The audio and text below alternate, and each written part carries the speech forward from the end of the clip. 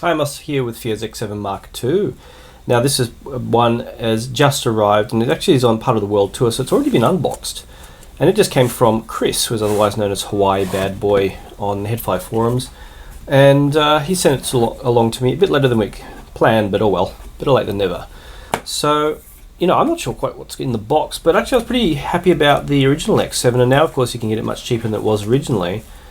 It makes it pretty good value, but it had a few niggles, things like a lack of APTx Bluetooth, and there's some lack of memory and some other stuff. So I'm actually keen to check out how this one performs. Initially, going by the specs I've seen, it seems to have fixed all the issues that I didn't like about it. Now, Chris looks like he's put the case on this one. It's much more sexy design. I think the original, the build quality, I thought was really impressive. And now, of course, they've taken some cues, obviously, from Mastel and Kern, but no harm in that. So now they have, I gather, and this is since Chris has put the case on. The case has changed a bit. It's a bit more rubbery.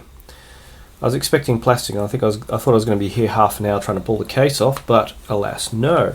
So the interesting thing I remember about the design is that to make it a bit more stylish and swish, but still use the original modules, they have these funky little plates that you put on underneath some longer T5 screws, or the same size T5 screws, to make it, it give you this funky line along the side and make it, a little bit less rectangular and feel better in the hand, which initially pulling it out of the box, it certainly does. But otherwise looks like the same kind of quality. Now I wonder if they've improved, I hope they've improved the wireless performance, because even almost, in my room where I have no trouble with, obviously an iPhone, which is going to have excellent wireless performance, I still was getting not so great performance from the original X7. So, okay, docking amplifier information. Sounds interesting. And with a funky picture of an A5 and the funky strap system they use. Okay, we've got that. Now this is interesting.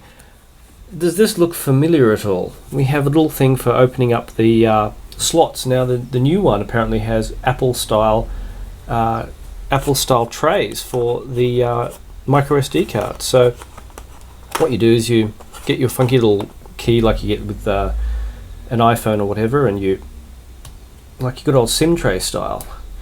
So they've gone down that road, and you put them in here, which is kind of good for sealing them in, but kind of difficult for popping them in and out. And maybe it's just me, I tend to pop them in and out a lot. So because I'm switching stuff around between DAPs. Although I've bought a couple more cards since, so having two slots is something obviously a lot of people wanted, so I'm glad they've included that there. And so I've got to hold on to that. I've got to make sure I hold on to that and don't lose it. And we have multiple accessory boxes this time, so that obviously indicates about how to get out the make sure your orientation is correct. And in here, what do we have? I think this may have been the case. Oh, yep, there we go. Leather case now is included. So Chris hasn't used that. I might do so. We'll see. The plastic cases I liked. The original plastic case on my original X7 cracked, so it's good to have a leather case in there of some description. And yep, it looks like it's going to fit the modules nicely too. The only problem, of course, is if you use the AMO module and use it just as a transport, well then that's going to be problematic, because then the cases don't fit properly, and then you just have to find your own way of doing it, especially like using Velcro or whatever to attach. I don't like attaching Velcro directly to things. Now, just as before, we have a nice T5 Torx driver. I already have one, so I'll just park that. Use my one of those. Try and keep everything together. And now what else? We have our usual coax cable, which uses RCA female to 4-pin for that. And we have, I don't know if this is how the original setup was, Chris changed this around much. We have a micro USB cable, which he hasn't used. Obviously, like me, he has a bazillion of these things sitting in his drawer. There is another another side plate there, to fit with. These little side plates are probably worth a look.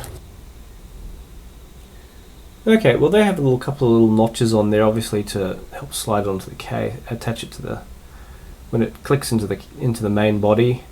So the interesting stuff about the new X7 is obviously the layout has changed. So the power button, instead of being on the side, is now on the top. So none of this left and right power button stuff to confuse you.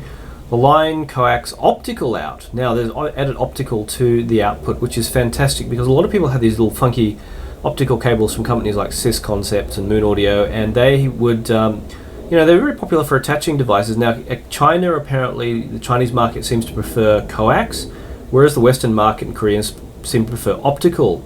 So that's good that they have both choices in there. So I can just see the little optical transmitter down the bottom there, and to find a 4-pole socket that would do that, well, that was good going for them. Now, of course, now on the side where you had buttons before, you just have the SIM trays, and on the other side you have, well, it's just like a reverse of the Astel and Kern ones. The Astel and Kern ones, you know, the volume's on the other side. You have your volume control here and your music controls here, and play and pause up the top.